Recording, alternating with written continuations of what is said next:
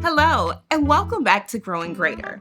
In today's episode, we are putting health innovation under the microscope and gathering data on the rewards of community engagement.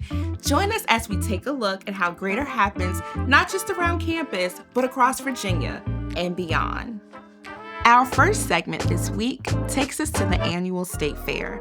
Once again, Virginians from across the Commonwealth gathered for fun and learning opportunities.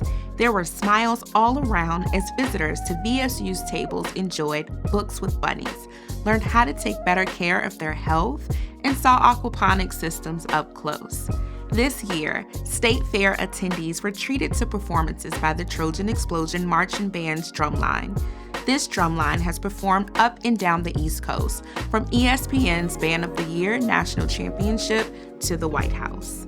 Back in VSU's home city of Petersburg, the School and Community Garden program is supporting an ancient way of improving your mental health, connecting with nature through the senses.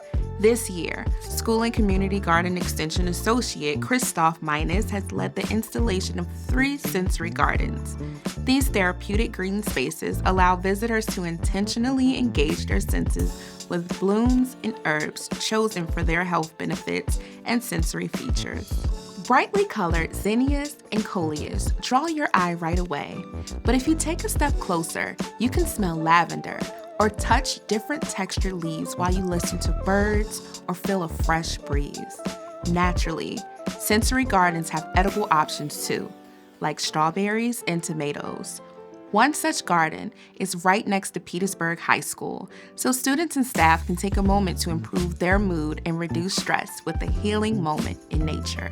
Speaking of youth, recently, 30 Virginia 4-Hers represented VSU and Cooperative Extension at the 4-H Southern Region Teen Leadership Conference in Crossville, Tennessee. They showcased youth leadership in action, leading workshops on social and emotional wellness, and 4-H camping in Virginia. Not only bright leaders, but talented competitors, our energetic teens stepped up and took first place in the Southern Showdown basketball competition and placed 4th in the dance competition. As you may recall from our last episode, Dr. Adnan Yusuf shared his work transforming agricultural waste into valuable products, including nutritious food for livestock like the goats on Randolph Farm. To improve goat gut health, Dr. Degwa is exploring the benefits of offering stinging nettle as a source of forage.